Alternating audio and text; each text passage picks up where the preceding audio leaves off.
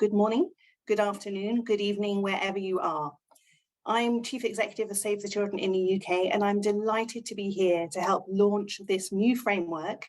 And there's a lot of acronyms in today's session, so let me just break them down for you. We're here to talk about a new framework, which is about protecting education from all sorts of threats. So it's a comprehensive school safety and resilience in the education sector framework. And we're launching this new framework, which has been updated based on recent experience and is designed to give you that framework from now out to 2030. This event is co-hosted by the Global Alliance for Disaster Risk Reduction and Resilience in the Education Sector. Again, a long acronym, but a really important partnership. And we're delighted to be also co-hosted by the Ministry of Education, Culture, Research and Technology of the Republic of Indonesia, and the Ministry of Education, Culture, Youth and Sport from San Martin, who are two countries who've been practicing putting this framework into action. And we're delighted to hear from them very soon about their experiences.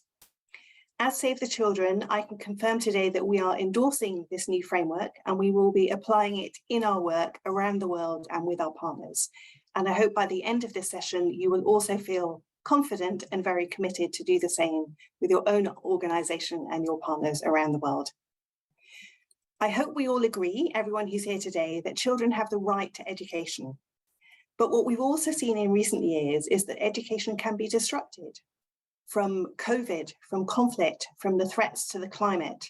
And so it's really important we think about how to protect this education. 1 billion children have had their education disrupted in the last few years. And 80,000 schools have been destroyed, particularly in conflict situations from Yemen to Ukraine, or the floods that we're now seeing in Pakistan across 1/3 of the country. The threat of this means that children go backwards in their education instead of forwards, and we all know how far we still have to go to reach the commitments for 2030, that every child gets a good education. So this protection, this resilience is incredibly important. I would like to thank all our partners in this framework who've led on the revisions, who fed in evidence, ideas, experience, so that we can do even better in the future by working together. I'm also delighted to thank Prudence Foundation, who've been a long-time supporter and partner for us in this work, and we'll hear more from them later on in this webinar. So to introduce what we're going to be doing today, it's a very packed agenda. So first of all, we're going to hear from UNICEF, who currently host and co-chair the framework, and they're going to say more about it and why it's really important. Then we're going to hear from children and young people who, of course, are the most important customers for this work, about their experiences and what they've been doing. Then we'll hear from two countries who've been putting this framework into practice, San Martin and the Republic of Indonesia. And we will also hear from various supporters from this framework involved in education around the world. And we'll close with comments from UNESCO, who are taking over from UNICEF as the next host and chair of the partnership. As I say, and as you can hear, it's a very packed agenda, so there won't be time for questions and answers, but please do put your questions in the chat box, and chat moderators will make sure to answer your questions. And we'll share links and recordings after this event as well. There will also be French and Spanish translation, as well as English, so I hope that'll help work for all of you around the world. And also to amplify the impact of today's webinar, can I encourage you to please share links to this on social media? The links are there on the screen for you. So hopefully that'll work for you. And beyond today, think about how you can increase attention, increase understanding of this framework together. And now let me turn to Rob Jenkins, who is Global Director of Education and Adolescent Development at UNICEF, who's going to give us some brief opening remarks about the framework and about his work. Rob, over to you. Well, thanks very much, Gwen. Thanks for having me. I look much younger in that picture, so let's just assume that I still look like that. Great to be here with so many dear friends and colleagues, and thanks to everyone for their commitment to attend, but also ongoing amazing work in this very, very important area. Thanks. I know how busy everyone is. The Comprehensive School Safety and Resilience in the Education Sector Framework 2022-2030 really does require all involvement. It requires all the key partners at all levels, global, regional, country, etc., to be involved. So it's just great to be part of such a kind of esteemed group of colleagues to be in this conversation, and it's really a recognition of, indeed, it's a heavy lift requiring all of our involvement. Let me just give some specific shout outs, Gwen, to yourself, the CEO of Save the Children UK, Stephania Giannini, who actually I was just also with, and I'm spent a lot of time together because we're such close partners between UNICEF and UNESCO. Stephania, as you may all know, is the Assistant Director General for Education for UNESCO. His Excellency Nadiem Anwar Makarim, the Minister of Education and Culture from the Republic of Indonesia, Dr. Rudolph Samuel, the Minister of Education, Culture, Youth and Sport for St. Martin, and our youth activist Maria Marshall from Barbados and Alandra Ndovu from Zimbabwe. Great to, again, to have so many amazing colleagues joining us for this conversation. Thanks also to our contributions from Education Cannot Wait, GPE, GCPEA, FCDO, and the Prudence Foundation, key members of the global community involved. Those are only some of many key partners, individuals, foundations, governments, organizations involved in this important work. Let me just take a couple minutes and contextualize the conversation. I will try and be very brief because I recognize everyone involved here and everyone participating is already convinced in the importance of this work. We all know that at the peak of the pandemic, we had over 90% of children out of school. We also know the disproportionate impact the pandemic has had on children.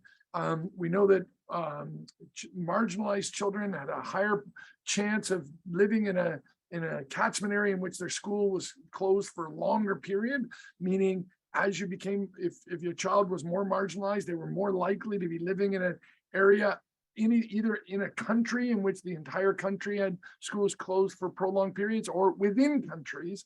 Marginalized areas are where places of countries in which high proportion of children were marginalized had schools closed for longer. Marginalized children had less access to remote learning. Marginalized children now are having greater sort of risks and challenges to return back to school and receive the support at school to enable them to return on their learning pathway. So we have already a very unequal sector, as I think we all recognize, pre-pandemic with global learning crisis, and then the pandemic stretched those disparities and marginalization further, requiring all of us to once again double down and focus on reaching marginalized children, understanding the challenges they face in each and every one of their individual contexts and overcoming those. So indeed they can return to their learning, realize their full potential. We also, I know, are all following, and many on the call are responding to very challenging situations like now in Ukraine. I was just there a few weeks ago for a couple of weeks, saw some amazing programming work and perseverance and committed education officials at all levels, teachers and parents and children themselves, but also an incredibly challenging situation with hundreds of destroyed schools, and the need for rebuilding and recovery is credible. We also now are following the situation in Pakistan so very closely. Looks like the latest figure is over 20,000 schools affected across the country, either completely destroyed or damaged. So these numbers are shockingly large. And again, just once again, a kind of a reminder, a sad reminder to all of us of the importance of this work.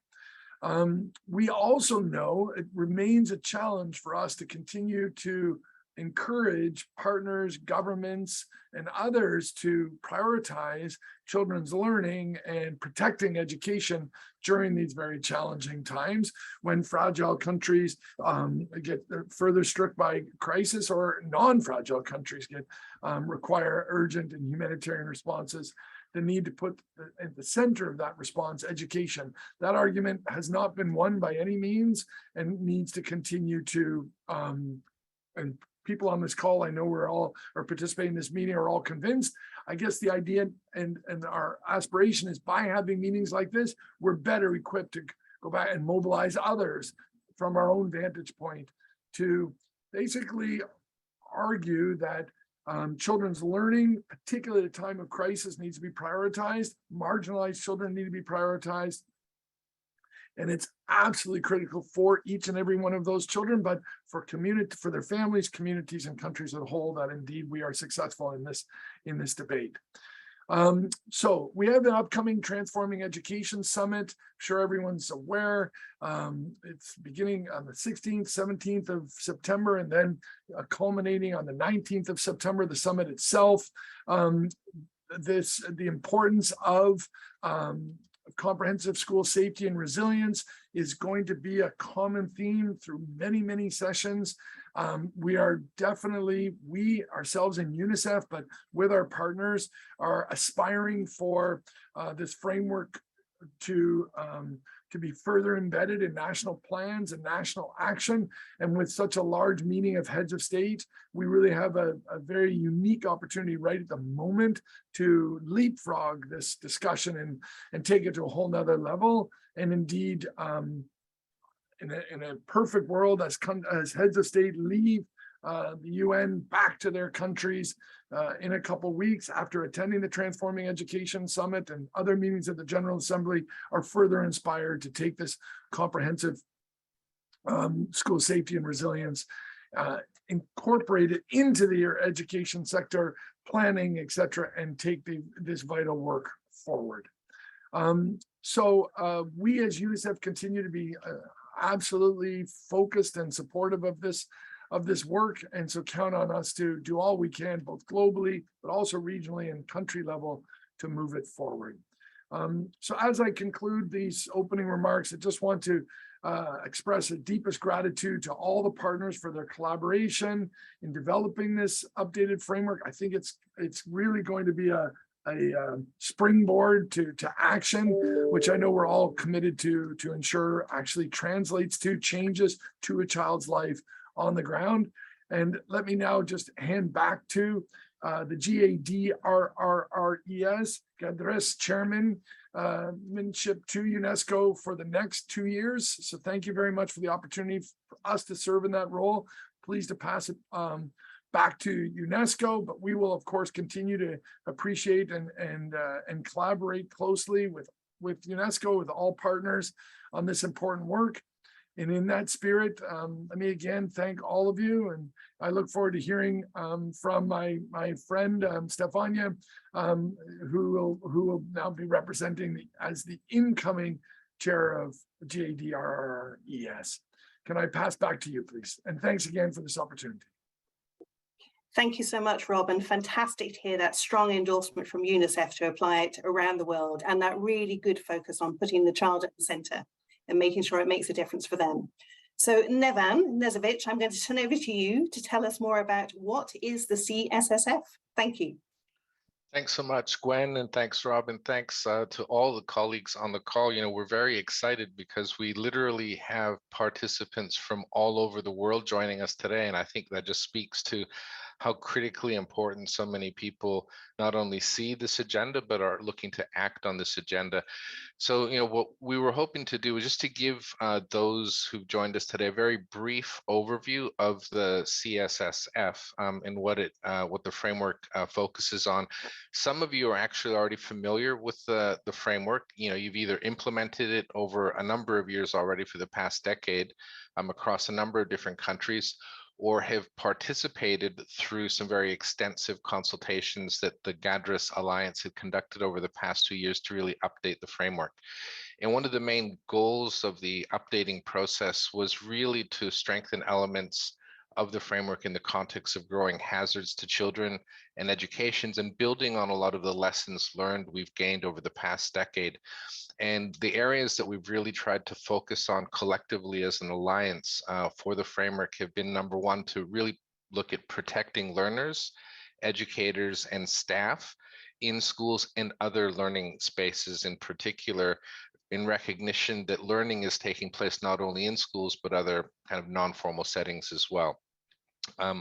You know, to look at strengthening education protection continuity and really limiting the disruptions to learning that children have been facing in the in relation to a number of different shocks and stresses that they're vulnerable to. And I think the example Rob provided about the tremendous learning losses children have experienced as a result of COVID are very instructive in this regard. But we've taken this as an opportunity to really push that out to all of the other types of disruptions to learning that have led to similar sorts of learning losses over the years for children. And then really also to promote knowledge and skills of learners and duty bearers in relation to risk reduction and resilience building, particularly transformative action around climate change and also conflict and peace building areas and so on. If you go to the next slide, colleagues. So the CSSF really has 4 key components, looking at building a cross-cutting, and the foundation of the framework is the systems foundation with 3 intersecting pillars, and each component within the framework has a series of suggested actions that collectively we can take to achieve the goals set out in the years to come.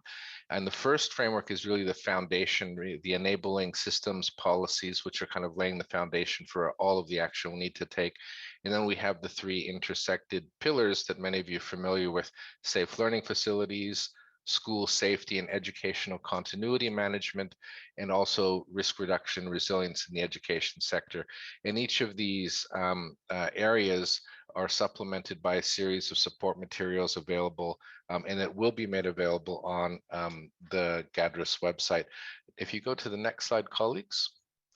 Now, here, the risks and hazards that we've really tried to zoom the framework on include a number of different areas, really taking an all hazards, all risk approach, covering natural and climate-induced risks, technological, biological, health risk, conflict and violence, and really everyday dangers and threats that children experience. And this is based on our collective recognition that many of the countries we're working in or supporting, or our government partners, are facing not just one set of hazards on a particular day, but often multiple interrelated hazards that are compounding the effects of learning disruptions for children and risks for children. And really that we need joined up strategies to respond effectively, and the tools provided by the framework aim to help our partners and governments address those risks based on local contexts and needs.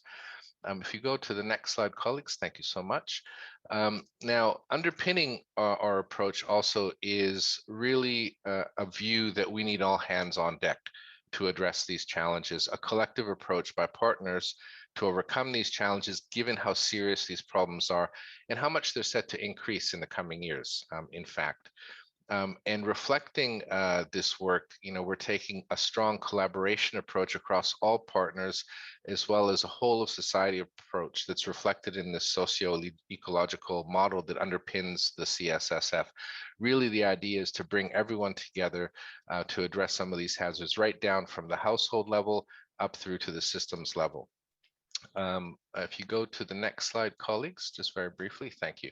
And of course, finally, one of the major efforts we've made as an alliance is to try and ensure that there's strong alignment between the CSSF and a number of different interrelated global frameworks that are supporting safety, resilience, DRR in the education sector for children. A number of those are listed here, such as the SDGs, of course, the Sendai framework, Safe Schools Declaration, INI minimum standards, GP, and so on.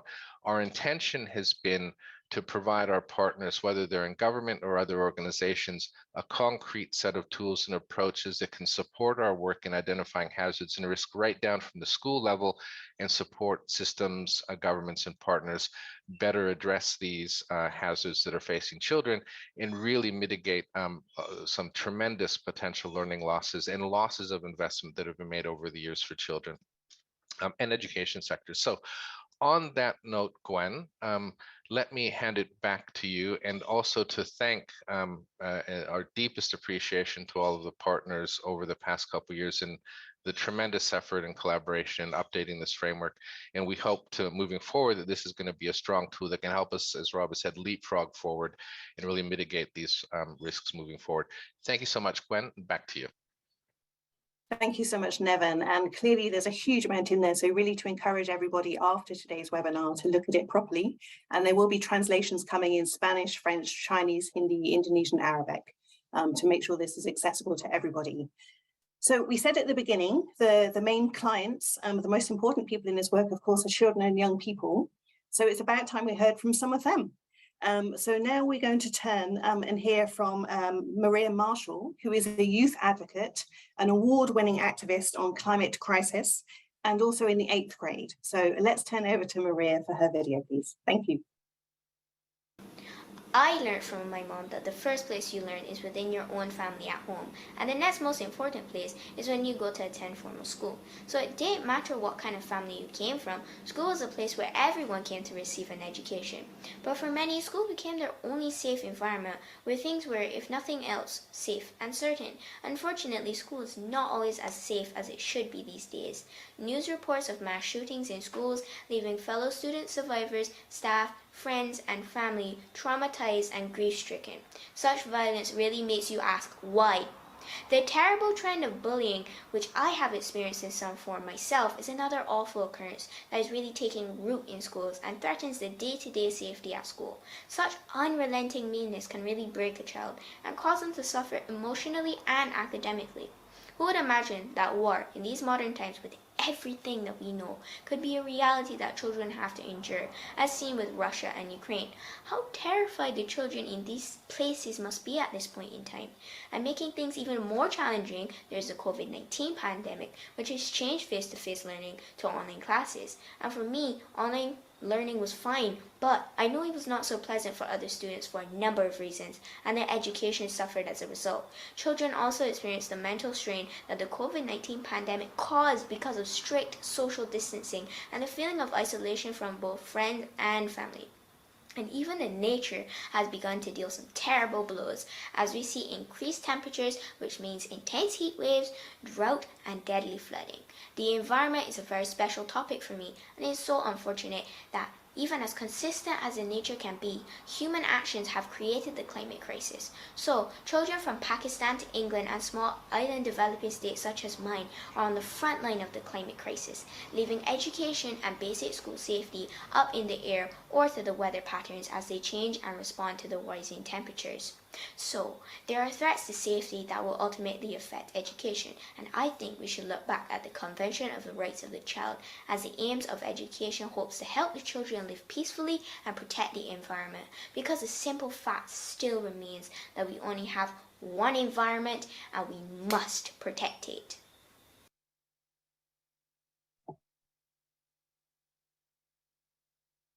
Very well said, Maria. Fantastic to hear her speak there. And as she said, it's all about child rights, putting at the centre, and we only have one world, one planet.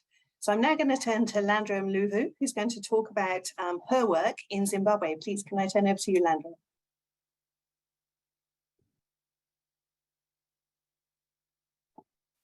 You're on mute, I think, Landra, sorry. Thank you. My name is Ilandra Mlevu. I'm a 22-year-old lady. I did my primary and secondary education in the rural areas of Chilojo in Zimbabwe. Recently, I was part of the Plan International Feminist Participatory Action Research, focusing on the impact of climate change on girls' education. So my presentation is based on my personal experience as a rural girl and the research experience. Access to education in a safe environment is still just a dream for most children, more so adolescent girls. Most rural schools were built in 1930s to 40s using poor materials, and in the event of heavy rains, they collapse. This includes the menstrual hygiene rooms, mainly because of poverty and difficult economic conditions. Most rural schools are not up to standard, as communities prioritize in other needs like food and water. This exposes children as learning in unsafe classrooms poor water resources, poor menstrual hygiene facilities. During the research, some girls pointed out that they have to stay in temporary shelters near their schools when rivers flood. These are also known as bushboarding, and they are usually unsafe as issues of sexual abuse and physical abuse are common. Next slide, please.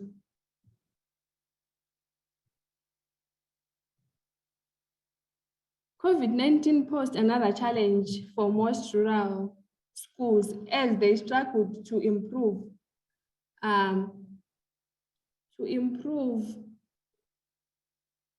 provide PPEs. So government need to invest more in education, build better classrooms, and make it safe for children to learn. They also need to improve menstrual hygiene management facilities and education in schools. Communities also should take initiative to make sure schools have good enough facilities for children, even during climate-induced hazards and epidemics like COVID-19, as it is unacceptable for children to go without adequate PPEs. Finally, government and communities should come together in improving school facilities so that learning is accessible and pleasant for every child. I thank you. Thank you so much, Landra. Very much really appreciate you talking to us today and also talking about those particular issues for girls from safety and menstrual hygiene, which are really important to make sure all girls can benefit. So I said at the beginning, it's 10 years since the framework was first launched. In that time, many countries made progress with their important lessons that I think we should share today. So we're going to start in the Caribbean with Dr. Rudolph Samuel is going to talk about his experience as Minister of Education, Culture, Youth and Sport, and also the chair for the Caribbean Safe School Initiative. Dr. Samuel, over to you, please. Good morning. Protocol having been established, I thank Save the Children, UNICEF, UNESCO, fellow education authorities from Indonesia, and young activists for the opportunity. Despite scarce resources, major strategies have been implemented individually in different Caribbean countries to improve school safety and school preparedness, resilience, response, and recovery. The Caribbean Safe School Initiative, CSSI, was launched in April 2017 during the first Caribbean Ministerial Forum on School Safety. The CSSI is a suggested framework to advance school safety in the Caribbean. The initiative is the Caribbean's contribution to the worldwide initiative on safe schools and is a partnership for advancing safe school implementation at the national level among Caribbean countries. Ministries of Education led the implementation, supported by international, regional, and national partners. In 2017, the Ministerial Forum yielded a regional roadmap on school safety and the Antigua and Barbuda Declaration on School Safety, which guide the CSSI. In our region, support for the Comprehensive School Safety Framework, the CSSF, is demonstrated through the Caribbean Safe School Initiative and the Regional Roadmap for School Safety, which are both rooted in the pillars of the CSSF. St. Martin assumed the chairmanship of the CSSI on June 28, 2022, and as chair of the CSSI, the ultimate goal is the advancement of the Regional Roadmap on School Safety and the agreements in the St. Martin Declaration on School Safety. To date, 19 countries are signatory to the CSSI, and the Antigua and Barbuda Declaration was replaced by the St. Martin Declaration on School Safety at the recently concluded Third Ministerial Forum. I would like to share some regional advancements since 2017 as it relates to the CSSI. At the foundation, Comprehensive school safety policy at the national level was developed in 5 CSSI states since 2017. Several other states have school safety programs in place that are operational. The collective impact approach to the CSSF recognized that multi-sectorial engagement is required to tackle complex problems that the matter of school safety brings. Multi-sectorial national safe school program committees have been established, which are intended to advance the Caribbean roadmap for school safety, which is based on the CSSI pillars, the CSF pillars, but adapted through a multi-stage consultative process with senior technical officers of several ministries of education to ensure that the Caribbean priorities were addressed. Pillar 1, safe learning facilities.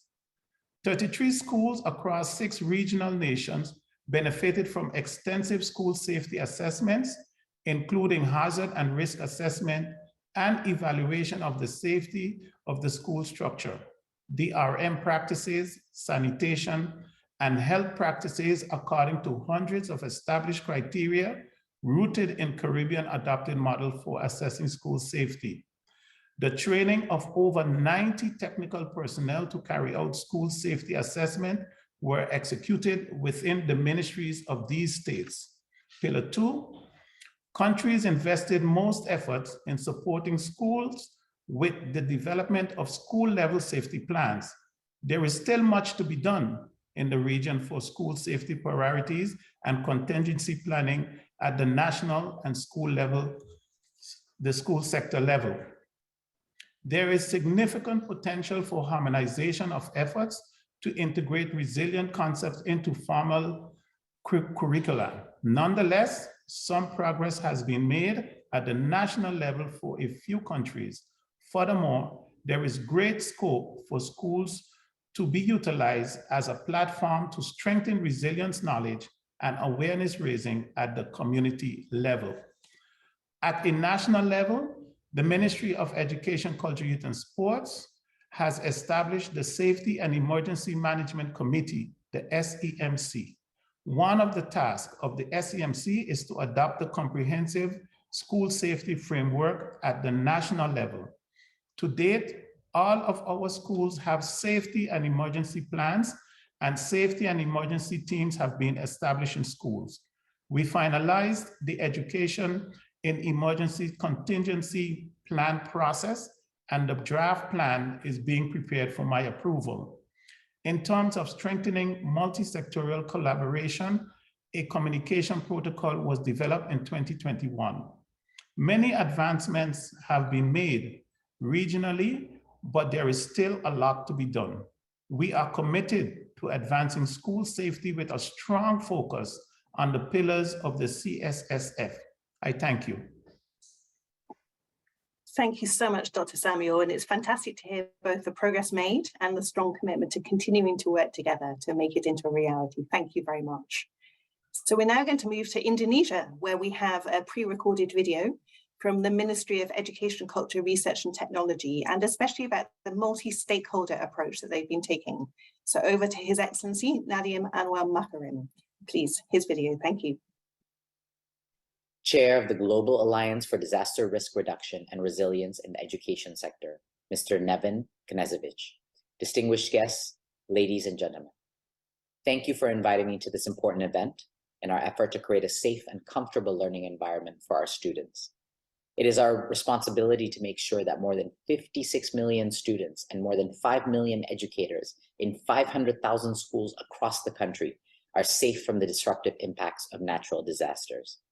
In Indonesia, the need to ensure the safety of our students and teachers is even more urgent, considering the country's geographical state of being located in the Pacific Ring of Fire, making Indonesia have to cope with a constant risk of volcano eruptions, earthquakes, floods, and tsunamis. Natural disasters in Indonesia have been greatly affecting the country's education. In the past 13 years, from 2009 to 2022, more than 60,000 schools and more than 12 million students have been impacted by natural disasters. We must take action now because we cannot afford the loss of students and teachers whom the future of Indonesia depends on. The Minister of Education, Culture, Research, and Technology, in collaboration of the Ministry of Religious Affairs, Natural Disaster Management Agency, and other non-government agencies since 2009, has been implementing the Comprehensive School Safety, or CSS. As of speaking, the program has reached 27,000 schools in Indonesia, resulting in regional policies on CSS, along with guidelines and modules for the implementation. The program has also promoted the issuance of the CSS roadmap for the year 2020 to 2025, which serves as a reference, guidance, indicator for minimum achievement. It is our plan to continue and scale up the implementation of CSS, making it part of the Merdeka Belajar, or Emancipated Learning initiatives, now the national education movement endorsed by our ministry. Indonesia is excited to welcome the revised Comprehensive School Safety Framework 2022 to 2030, and looking forward to implementing a strategic all-hazard approach to ensure the safety of students and teachers all across Indonesia. I am calling on your dedication and collaboration to support the implementation of CSS for the safety of our children, the future of the nation. Thank you all for your time. With many thanks to His Excellency for those really powerful words, and also the scale of the challenges facing Indonesia, which is why this multi-stakeholder approach is so important. Now I can see so many comments coming in, lots of welcomes, lots of people connecting again, and lots of people are asking very important questions about how the approach does or doesn't work in different countries, and especially a strong focus on making sure it reaches children most at risk of being left behind. So we're now going to turn to some of the partners for this framework to talk about what they're doing and how they can help. It's a bit of a quick fire turnaround of different people. So I'm delighted to start with Yasmin Sharif, who chairs the Education Cannot Wait organization, which of course focuses explicitly on children whose education is being disrupted by conflict. Yasmin, over to you. Thank you very much, Gwen. Thank you so much. And it's really my honor to be here with you today and congratulate you and the Global Alliance for Disaster Risk Reduction and Resilience in the education sector for the great work and for producing the framework for comprehensive school safety. So congratulations to all of you for the great work you have done. And I don't need to go in to speak about the impact of climate change disasters that we see today. It's absolutely horrific. And not the least, we just saw Pakistan just a couple of weeks ago. And it's reoccurring and it's accelerating and it's getting worse. So the framework is really adopted right on time.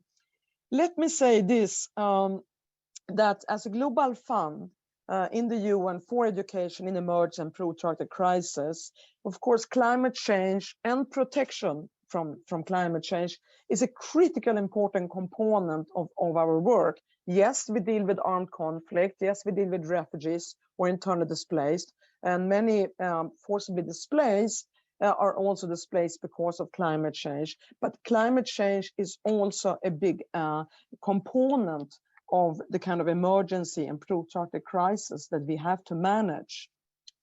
So as many of you know, when Education Cannot Wait started, we had an estimated 72 million children and youth that were impacted either by conflict, forced displacement, or climate-induced disaster. And as you will have seen from our latest research, we're today speaking of 222 million. So we have the numbers have gone up to a shocking level where we all have to work together, and we need those frameworks upon which action can be taken and mobilized, and political support, and not the least funding, support host governments, support communities, and empower our colleagues on the ground to actually address the challenges. So when we look at the goals of the Comprehensive School Safety Framework, we see three key goals here where we are absolutely aligned with you, and which makes us so eager to support and support and endorse the Comprehensive School Safety Framework. The first goal, one on protection. And here Education Cannot Wait has invested close to $15 million in school safety and protection since 2019. So protection is one of our top priority, and safety, of course, because that's the intention of protection. On goal 2, on continuity, and we have seen for instance, well, throughout climate-induced disasters that have taken place from the tropical cyclone Idai to Peru, to Mozambique and Zimbabwe a couple of years ago, and now lately the enormous, unprecedented flooding in Pakistan, where 18,000 schools alone have been destroyed and impacted. So here, Education Cannot Wait is now underway with the first emergency response, where we will allocate millions to care for in support of the Pakistani government and of course the students themselves, the teachers and the local communities to address the response. Number 3 is the goal number 3 on risk and resilience. All our multi-year resilience programs have a very strong component of mitigating the impact of climate-induced disasters, as well as preparedness and redress when they break out. So that's also a very important aspect. The good news is that we have actually decided in our new strategic plan, a new 4-year strategic plan that will be released next week, 2024, for 4 years ahead, that climate-induced disaster is going to take an even more prominent role for ECW, given the horrific developments that we see. And we are launching it, hoping to raise a minimum of 1.5 billion so that we can play a much stronger role in empowering our colleagues on the ground, such as the host government, UNICEF, Save the Children, Plan International, NRC, and many others, local community organizations who are seeking to prevent, mitigate, and redress climate-induced disasters in the education sectors. That will come through our multi-year windows or emergency windows. And then also we have an acceleration window that will allow us also to advance the climate change policy dialogue for climate-related disasters and play a stronger role in protection and redress in the education sector. So to conclude this intervention, let me applaud the tireless commitment of the Global Alliance members in producing this revised climate school safety framework. So great applause, great, well done. ECW stands all behind you, and you know ECW is a huge platform. So I speak for all of us who are part of that platform and fund in this capacity. And we are delighted today to announce that ECW is formally joining the CSSF family, and we are fully endorsing the comprehensive school safety framework, and you can count on us in raising the political awareness, in providing the financial support to all of you who are working on the ground, and to stand by you to make a real impact and difference on the ground. We are with you, and we are happy to be part of your family too. Thank you very much, everyone, and congratulations. Thank you so much, Yasmin, and you're very welcome to the family. It's fantastic to have you with us. Now, we're running slightly behind, but I'm going to pass over to Stuart Cameron, who's an education specialist at the Global Partnership for Education. Stuart, over to you for 2 minutes, please. Thank you. Thank you very much. I'm very honored to be here today, and I want to congratulate the Alliance on the production of this framework. Almost half of the partner countries in the Global Partnership for Education are affected by fragility and conflict. And around half the world's children are thought to experience violence in and around school. And as others have already stated, we're still facing risks around the COVID-19 pandemic, the risk that millions may never return to school after their learning has been disrupted. And some 40 million children a year have their education interrupted by disasters and subsequent disease outbreaks following extreme weather events. So the impacts of climate change, as has already been stated, are increasingly harming children's learning as well as their wider well-being. So the comprehensive school safety framework is important to GP because educational inequalities widen in schools with violent and unsafe environments. and where children are at risk just getting to and from school. GP helps countries to strengthen and rebuild their education systems during and after a crisis so that children's education is not interrupted.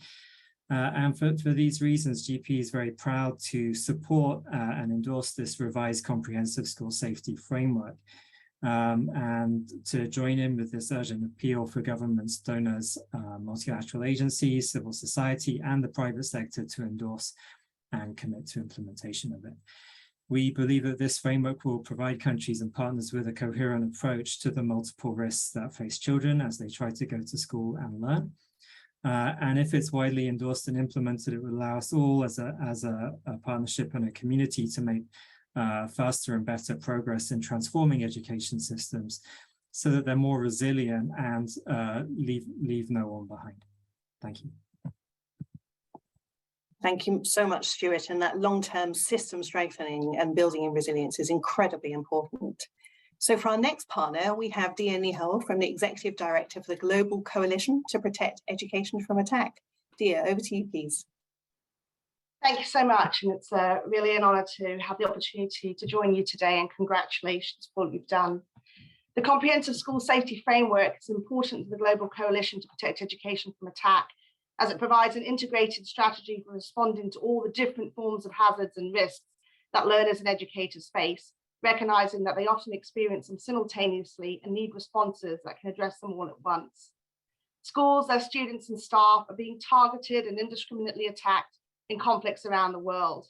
There are more than 11,000 reports of attacks on education or military use of schools between 2015 and 19, harming more than 22,000 students and educators.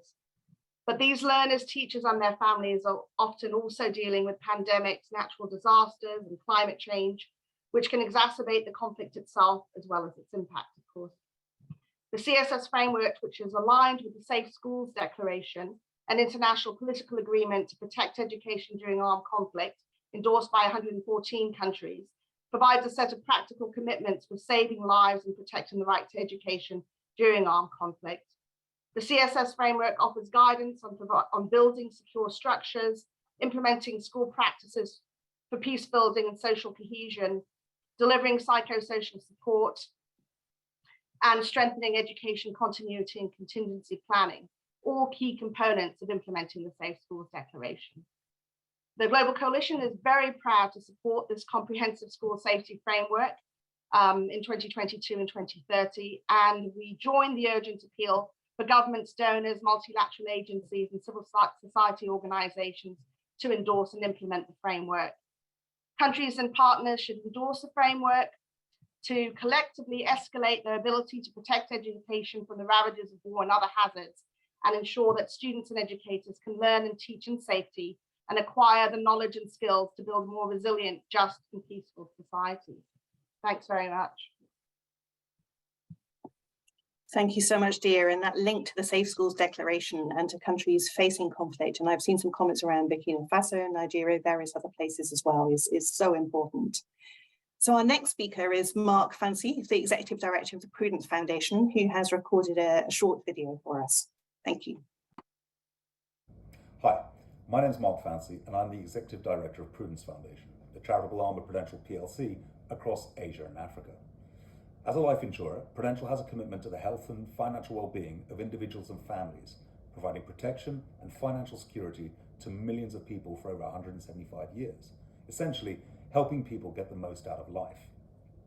Now, Prudence Foundation shares this very same objective. We aim to contribute to a better future by helping our communities be safer and more resilient to life's risks, by developing and supporting sustainable, long-term initiatives focused on education, health, and safety. Now, since our inception in 2012, Safe Schools has been the core program for the Prudence Foundation, working closely with NGOs, communities, and governments to help build educational resilience against disasters. Our Prudence Foundation fully supports and endorses the work by the Global Alliance for Disaster Risk Reduction and Resilience in the Educational Sector, GADRRRES, to produce the revised Comprehensive School Safety Framework, the CSSF, to protect children's education from all hazards and risks. And today we're delighted to support the global launch of the latest edition. We believe that in collaboration with partners and educational authorities to institutionalise and operationalise the CSSF framework. And this is demonstrated by a partnership with the Department of Education and Save the Children in the Philippines to implement the comprehensive school safety ecosystem project that leverages technology to roll out safe schools at scale across all schools nationwide and establish an evidence-based model of safe school implementation. We're all living in increasingly challenging times, and it's important that we act appropriately to safeguard education for the future generations. Today's launch represents a defining moment, and we strongly support the call for wide-reaching endorsement and adoption of the new comprehensive Safe School Framework. At Prudence Foundation, we're certainly committed to continue working with GADRRRES, our NGO partners, and governments to strengthen the CSSF framework with the ambition of furthering global school safety. So I want to thank everyone who's participated and joined in this webinar, and we look forward to the increasing support to grow the impact of this project and the comprehensive Safe School Framework to protect children's education and well-being across the world. Thank you so much. And it's fantastic to hear the strong commitment there from the Prudence Foundation to continue the important work they've been doing in the context of the new framework. So next, I'm going to turn over to Camilla Pancas from the British government, who works on global funds and climate resilience. Camilla, over to you. Thanks so much, Gwen. Thanks for having me, and I'll keep this really brief because I know we're running out of time. So just to say, I'm really pleased to see and support the revised CSSF from the UK government, from the Foreign, Commonwealth and Development Office. And it really feels like the international education community, including FCDO, has been on quite a journey with regards to school safety over the last few years, and understanding better both its kind of critical importance, first of all, in and of itself as a right denied to too many children, but also to enable all the other benefits of education. And I'm really happy to see the evidence based on that continuing to get stronger and stronger. GADRRRES has obviously played a really important leadership role in that. And I think this new iteration of the CSSF comes at a very timely moment when there are more threats than ever facing education. For FCDO, safety is cut across all of our recent education work, including the Get Children Learning policy. We've signed the Safe Schools Declaration. We're a big part of the Safe to Learn campaign. Obviously, our work with Education Cannot Wait, GPE, it kind of comes across everything. And I really feel that its importance can't be overstated. And maybe just to share to this group, for us in particular, the new version of the CSSF is going to be really helpful in our thinking around education and climate change. As one of many hazards that education systems must face. And I just want to let you know that there'll be a new position paper coming out from the UK on that in the autumn, so look out for that. And we just, to finish, would say I'm really looking forward to continuing to work with GADRRRES and actors across the education sector on this, because we really have to go further and faster to make sure all children are safe at school. Thanks again. Thank you very much. And it's great to have such a mix of countries speaking to just underline just how universal these challenges are for all of us, including the unprecedented heat in the UK, which I know presented a big challenge to some schools. So for our final comments, I'm going to turn over to the new chair of the partnership. So Stephania Giannini from UNESCO, Assistant Director General for Education.